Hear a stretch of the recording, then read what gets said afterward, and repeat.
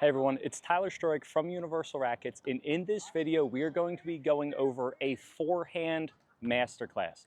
Once again, if you watch this video, we're going to be going over multiple ways on how to hit a forehand drive in pickleball.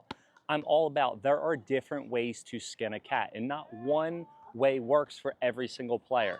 Not one size fits all. Different tips work for different people. So if you stay tuned for this whole video, we're going to be going over multiple ways for you to learn how to hit the forehand drive.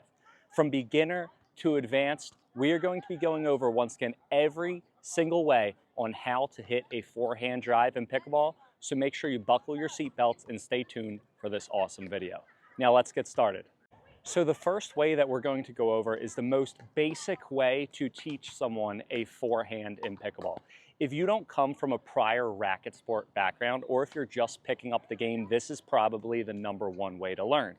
What we tell everyone at Universal Rackets is #1, you want to be sideways. I like to say, think that you're on your snowboard, surfboard, or skateboard, and you want your body sideways. If you're a right-handed player, you want your body this way. If you're a left-handed player, you want your body this way. The #1 thing, again, is when you stand prior to making contact, you want your body sideways, like you're on your surfboard, skateboard, or snowboard. So again, you're going to be here. Then what we tell people is paddle back and finish forward. Once again, paddle back, finish forward. When you are hitting a forehand, there are two main components that you want to think about. And #1 is paddle back, and #2 is finishing forward, and more specifically over your shoulder. A lot of players, they struggle when they start out to learn how to hit a forehand because they either don't take their paddle back or they take their paddle back too far across their body. If you take your paddle back too far, you're going to come around the ball.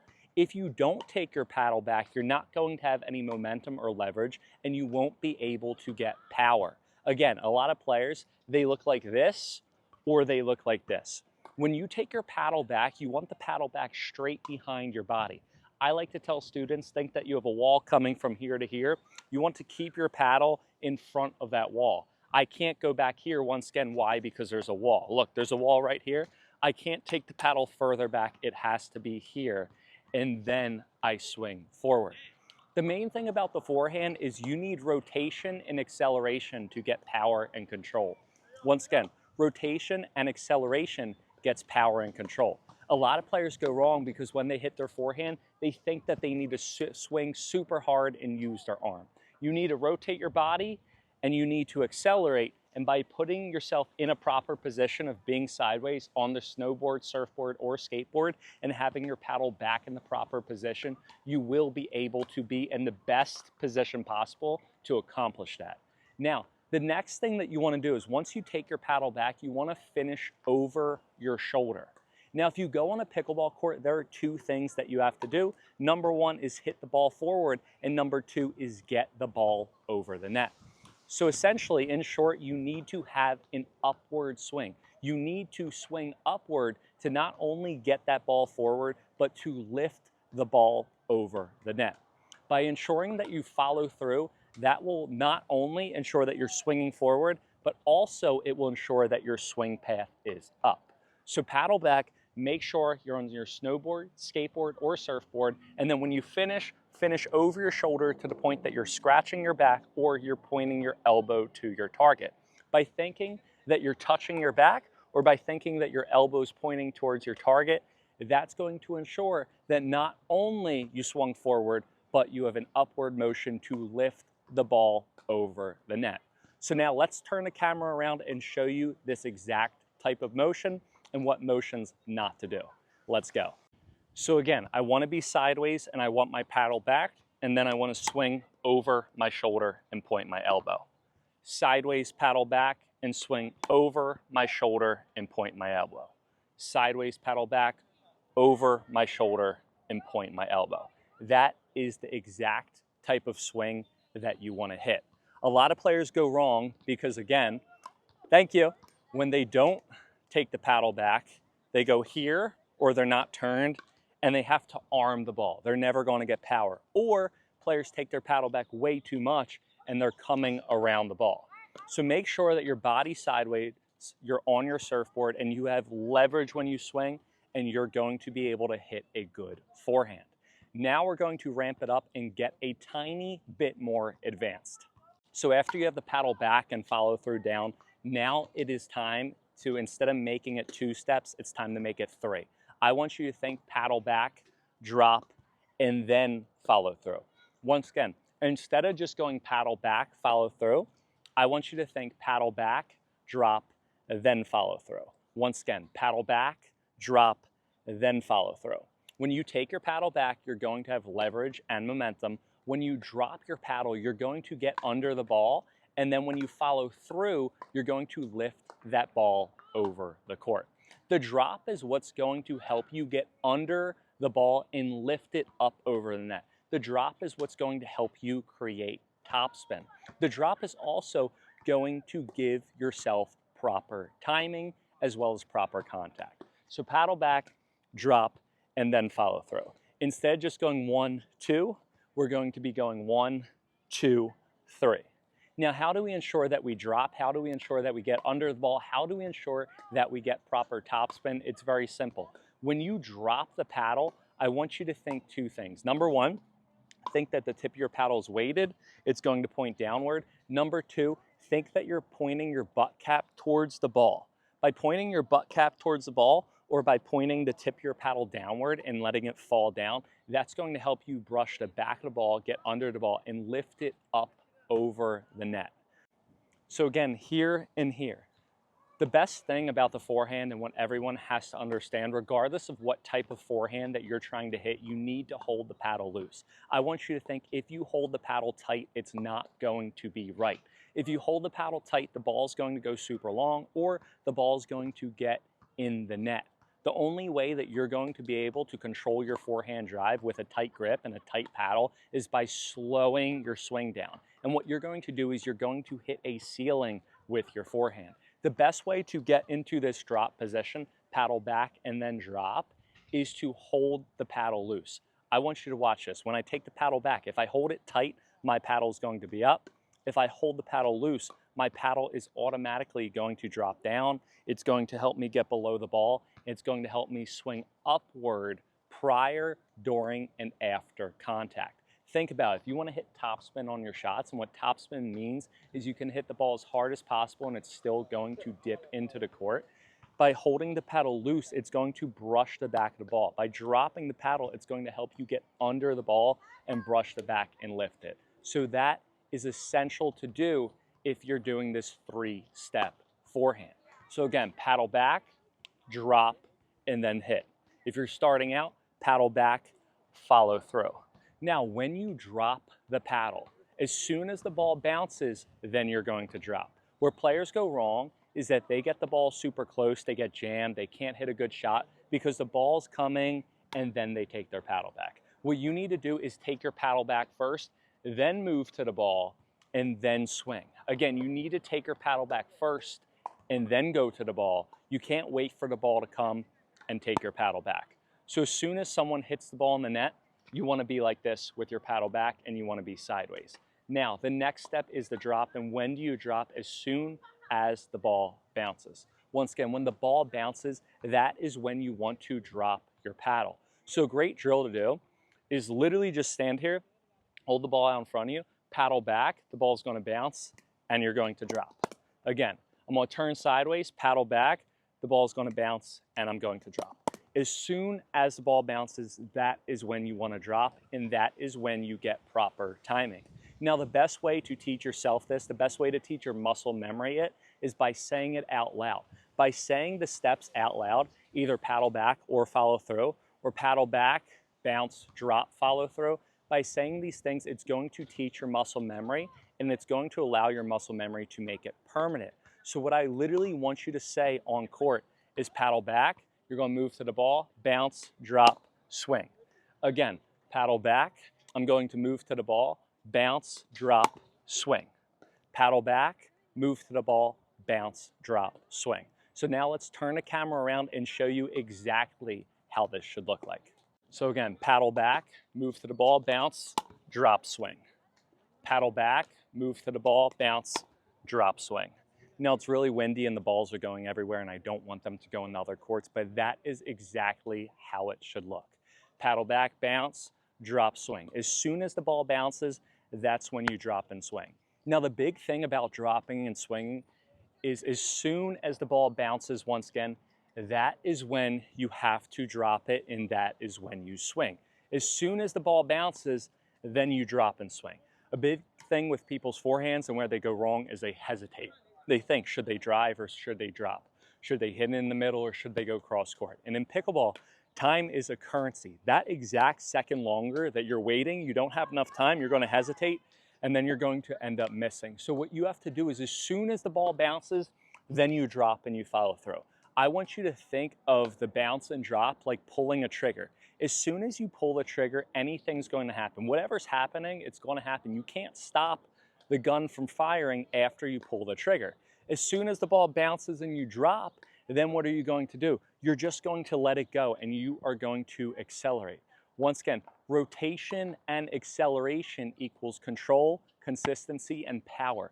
You need to make sure that you accelerate and you commit to your shots and you go for your shots fully, and that's how you're going to be able to hit a really good forehand. Now, the next thing that I want you to think about is coiling and uncoiling. Another way that you could think about a forehand is that you're literally turning your body and then you're unturning your body. A lot of players like to arm the ball. Instead of arming the ball, you have to think about rotating your body. So instead of just doing back, drop, hit, or even sideways one and then follow through two, also you can think about coiling and uncoiling your body. Once again, this helps us rotate our body. So not only do I want my hips sideways, but I really want to turn my upper half to the point that I feel like I have tension in my obliques. That's going to help me load up all my power, and then when I uncoil, I'm going to explode my power forward and hit the forehand. So literally think that you're like a sponge. You're turning your sponge, and then you're letting it go. I'm turning my sponge, my upper body, and then I'm releasing and letting it go forward. So that's another way that you could think of your forehand, coiling and uncoiling. Now, going off of that and taking this a step further, a great way to coil and fully turn your body so you can rotate and so you can have leverage is by taking the paddle back with your non-dominant hand. A lot of players, they're just operating on one half of their body when they hit their forehand.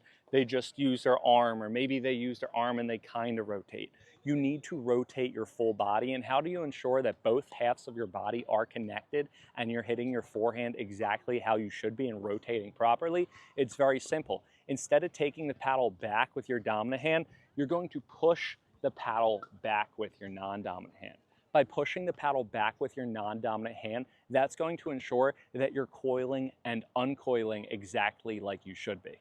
So prior to the ball coming to you, instead of taking your paddle back with your dominant hand, you're going to push it back with your non-dominant hand. Again, when I take this paddle back, I'm not taking it back with this hand. This hand is pushing the paddle back. A great drill to do is literally hold your hand here and just work on pushing this paddle into your hand. By pushing this paddle into your hand, or this way if you're lefty, that's going to ensure that your whole core is involved and you're really turning your body and you're rotating properly. Now, I want you to think of this, and this is our next way on how to hit the forehand. I want you to think, when I turn with my paddle, how many hands are on the paddle? 2. When I turn with my paddle, how many hands? 2 hands, right? There's 2 hands on the paddle. Then when I drop with my paddle, how many hands are on the paddle? 1 hand. Then when I follow through with my paddle, how many hands are on the paddle? 2 hands. So great way to think about a forehand, and if you're maybe a more intermediate, want to be closer to advanced level player and you're looking for a better forehand drive, this is a great one that I recommend, and it's called 2-1-2. So you take the paddle back with 2 hands, then you drop with 1 hand, and then you catch with 2 hands. Again, paddle back with 2 hands, you drop with 1 hand, and then you catch with 2 hands. By going 2-1-2 when you hit, that's going to ensure that you are what? Not only you're coiled, not only that you're dropping the paddle down, but also that you're following through. 2-1-2 is a hack for intermediate, advanced level players to ensure that they have every single part of the forehand all together and you don't even have to think about it. All you have to do again is think 2-1-2. So let's turn the camera around and show you exactly what this should look like. So 2-1-2, 2-1-2, 2-1-2. 2 hands on the take back, 1 hand on the drop, and 2 hands on the follow through. And that's how you can get that proper 2-1-2 form. Now, another big thing that you can think about, and this kind of goes to 2-1-2, is I want you to watch your non-dominant hand. You need to make sure, again, number 1, you're swinging forward, and number 2, you're swinging upward. Another great way to think about is think that your hands are connected. Now, I don't want to get too crazy because this is a video for all levels and think about it in different ways, but maybe you've been handcuffed before, either for good reasons or bad reasons, maybe like the police, I don't know. I don't want to get into it. You pickleballers are crazy. However, pretend that you're handcuffed when you go for your forehand. Wherever your right arm goes, your left arm follows. Wherever your left arm goes, your right arm follows. By thinking that your hands are handcuffed, that's also going to turn your body. A great drill that I used to do, and this was clearly in tennis, not pickleball because it was like 10 years ago, is that I used to throw a medicine ball for my forehand. So you could think that you have handcuffs. Also, you could think that you're throwing a medicine ball. And all that you want to do is, again, make sure your right half and left half are synchronized when you go to hit the forehand. You want to turn with both hands, and then you want to finish with both hands, just like you're throwing a medicine ball. A great drill to do is get your partner, go against the wall, go against the gate, and really just work on throwing your medicine ball. You have 2 hands here, 2 hands here, 2 hands here, 2 hands here. By thinking about throwing the medicine ball, that's going to ensure that, again, both sides are aligned. Another way to think about it is just think that whenever your right arm travels, your left arm goes. So you're really loading up and then throwing forward, loading and exploding. So right now, just a quick review, we went over 2-1-2. We went over the medicine ball, 2 hands to the side, 2 hands forward. We went over coiling and uncoiling, and we went over the back drop finish.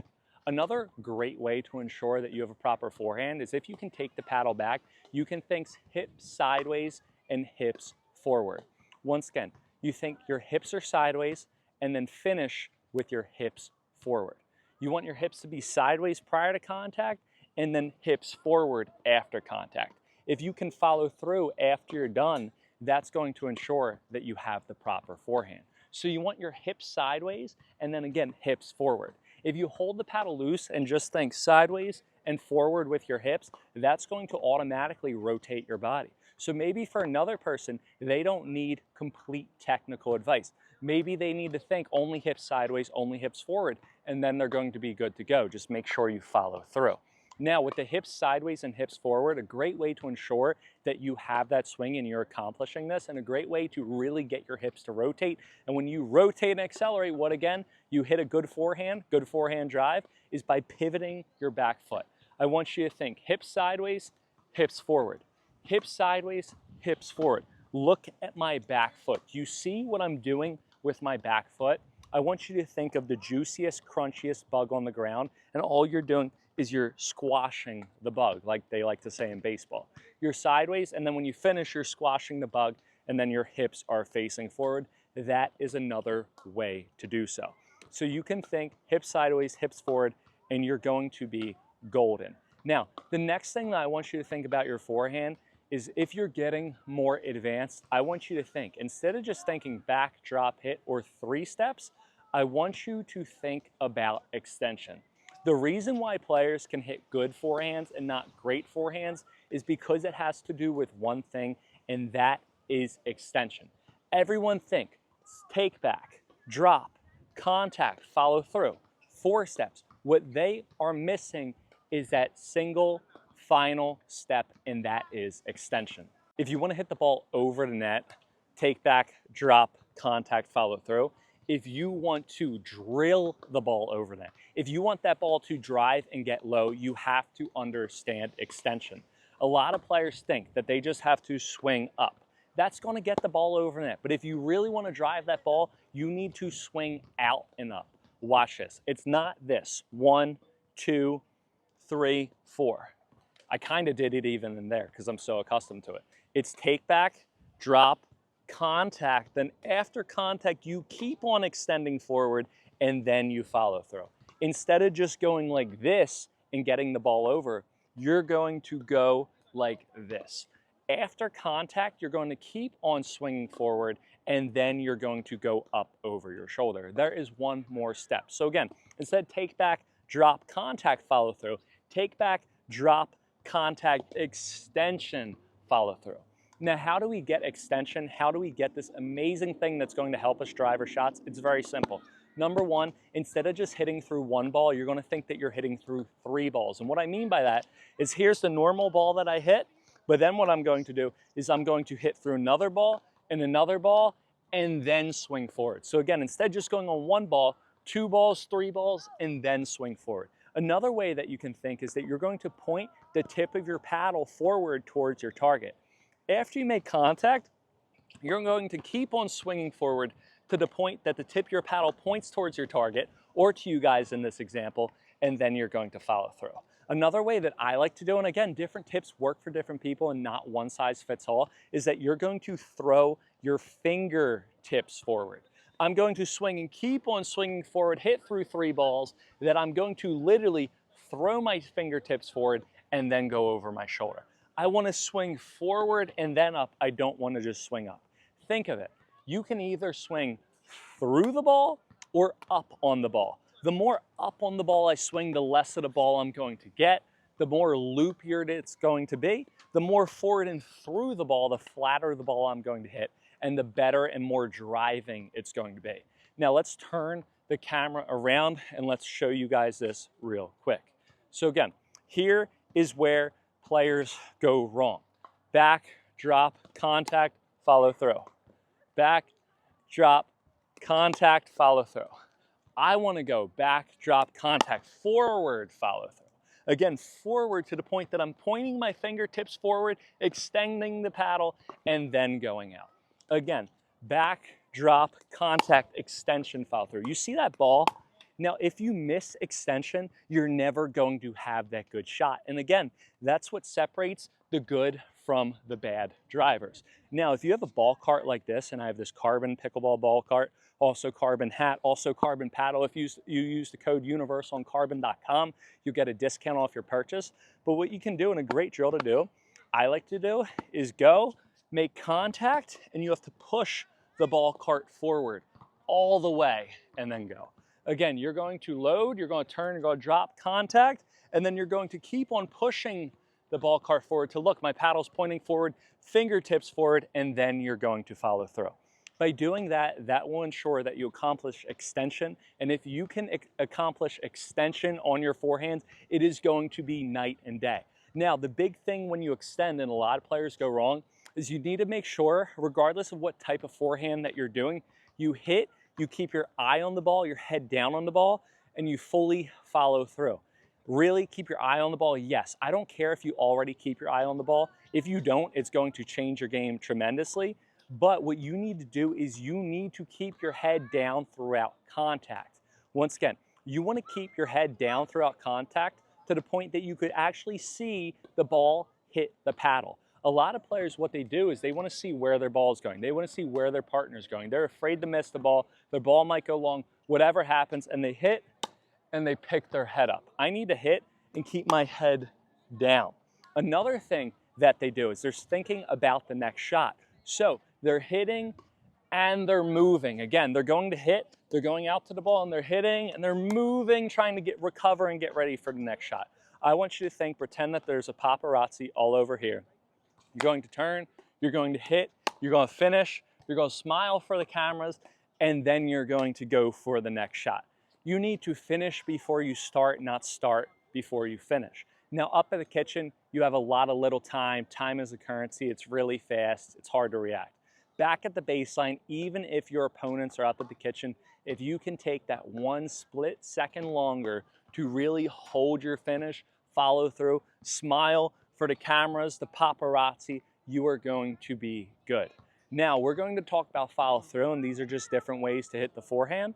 is number one, another great way to think of it is the watch tip. So there's 3 follow-throughs, basic follow-throughs that I want you to do for your forehand. Again, the follow-through ensures that number one, you're swinging forward, and number two, you are hitting the ball up and over the net. You need to follow through higher than when your paddle starts. So again, my paddle starts here. When I follow through, it's going to be higher than when I started. A lot of players go wrong, or they hit a pickleball ceiling because they just swing forward. They're pushing the ball. I'm hitting the ball. I'm swinging. I'm committing. I am accelerating. And again, acceleration and rotation equals a good pickleball shot. You have to make sure that you follow through. And to ensure that, there's 3 ways. Number one is the elbow that I spoke about. Wherever you point your elbow to, the ball is going to go. That's also going to help you with accuracy. Number 2 is the butt cap. Butt cap prior to ensure that you're getting under the ball. The paddle's below the ball, so you'll help get under the ball. This is called wrist lag. People like to say, oh, you need to create the wrist lag. The wrist lag isn't an actual motion that you're doing. The wrist lag occurs as a result of you positioning your paddle properly. So look, butt cap prior to contact, and then after, butt cap after contact, right? I'm pointing my butt cap forward to the ball, and then after, I'm pointing my butt cap forward to the target. So instead of elbow, you could try your butt cap, and that will also ensure that you follow through. If you want a little bit more topspin, also what you could think is your wrist. I want you to pretend that you have a watch on your wrist, and all you're going to do is when you swing, you're going to check what time it is. Again, you're going to swing, and you're going to check what time it is on your watch. That's also going to ensure that you have a full follow through. So think either butt cap, elbow, or watch, check what time it is, and that's going to ensure that you have the full follow through. If you use the watch, you're going to be getting a little bit of the side of the ball, but that is okay. Now, the better you get in pickleball, the shorter of a backswing that you want to take. The shorter of a backswing. You don't want to make a giant loop, or more specifically, instead of a backswing, you want to think of the loop. The better you get in pickleball, the shorter of a loop that you want to take. The difference between maybe a 4-5-ish player versus a 5-5-ish player is the matter of the skies. If you see the good pickleball players, their backswing is short, and then they're either going to last minute do a drop roll, or they're going to do a topspin drive. And I learned that from Ryan Sherry. Last minute, he'd be here and he'd either roll or he'd drive. You want to keep your backswing short. The bigger of a backswing that you have, the more time it's going to take, and the more it's going to tell that you're going to hit a drive. So as you get better in pickleball, I want you to make a smaller loop while you hit.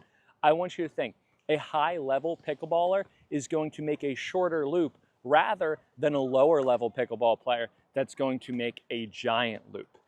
Even if you take the paddle straight back, instead of taking it back all the way back here, I'm going to go here, and then I'm going to go forward. And that's another way that you could think of a pickleball forehand, making a C. I want you to think, take back's the top of the C. When you drop, that's the curve of the C. And then when you swing over your shoulder, that's like the check mark. So it's kind of like a Nike swoosh / C. You're going around and up. Again, the more beginner, intermediate, maybe prior from tennis, you're making a giant C. The higher level you get, the shorter of the C. Do you guys see that C? Take back, drop, follow through. Take back, drop, follow through. And again, if I drive, I'm going to hit through the ball. If I drop, I'm just going to come up the back of the ball. So by adjusting your backswing, that's going to help you disguise your shots, and in return, that's going to help you get a higher up on your opponents. So you can think that you're drawing the C, you can think back, follow through, you can think that you're pointing the butt cap forward and then pointing it up here, you can think that you're coiling, uncoiling, you can think that your hips don't lie, you can think 1, 2, 3, you can think take back, drop, contact, extension, follow through, pointing tip of the paddle, all the different follow through tips, and that's going to help you a ton. But make sure, again, you keep your head down and you hold the paddle loose. Now, the last thing that I want you to think about is our non-dominant hand, and that's kind of throwing the medicine ball forward and up. Throwing the medicine ball forward and up, or it's catching the paddle with 2 hands. You always want to make sure that your non-dominant hand goes upward. Another great way to think is think that you're in a pool around chest height or maybe waist deep. You want to keep this non-dominant hand above the pool. notice it never goes down. A lot of players drop their non-dominant hand and they're swinging downward. I want to raise this non-dominant hand and swing upward. By raising this non-dominant hand and swing upward, that's going to help, again, ensure that I get under the ball, create topspin, hit that proper shot. So you want to think that your non-dominant hand, you're always keeping it above the water. It's never going in the water if the water's chest height. That's going to help you a ton as well. Now with grips for the forehand, a lot of people ask about grips. I am not a big grip guy personally. Clearly, you don't want to be a full Western. Clearly, you don't want to be super open, but you want to at least tilt your paddle. Clearly, the more you tilt your paddle, the more spin you're going to get. But the thing is if you can have the proper mechanics, you're going to be able to play whichever grip is comfortable for your personal preference and flexibility. A lot of people are like, oh, well, what grip are you using? It's not about the grip, it is about the proper swing. Again, by adjusting the grip downward, it's going to get you more spin. But in general, you want to be around the continental to maybe a semi-Western, with it being the most. You can't be full Western in pickleball because the paddle doesn't grip the ball like it does in tennis. I hope you guys enjoyed this video. We gave you a full forehand masterclass on how to hit a forehand. Paddle back, swing forward, 3 steps, 4 steps, butt cap to butt cap, different cues. Once again, different tips work for different people, and one size does not fit all. I come from over 8, 9, maybe 9 years now of racket sports experience. I specialize coaching beginner and intermediate club level racket sports players, and they would come to me with maybe no prior background. Maybe they've tried to work with another coach, it didn't work, and guess what? Every single person I was able to teach the certain fundamentals of the forehand and backhand. How did I do so? It was by realizing that different tips work for different people. It's by realizing it's not just black or white, it's multicolored. And if you can tell one person to do something 1,000 different ways, that is how you're going to be a good instructor. And I hope in this video, I told you how to hit a forehand in 1,000 different ways, and I hope a couple things are going to stick with you. Now have a good one, happy hitting. If you enjoyed this video, and again, the best way to support this channel is not to subscribe, it's not to like, it's to share to your pickleball group. If you enjoyed this video, the best thing that you could do for me, even better than tips, is to share this video to your pickleball group. By doing so, it will help my channel get out to more people, and all I just disclose you is just make sure that this doesn't go to your opponents, because if you share this video to your opponents, they're going to be learning how to just rip their forehands. So share this to anyone that you are not slated to play a pickleball tournament in the next couple of months, and you're going to be way better off. Have a good one, happy hitting. My name's Tyler Stroik. I'm the owner of Universal Rackets and also Pickleball with Tyler. You can follow me on Instagram, and we will see you guys next time on court.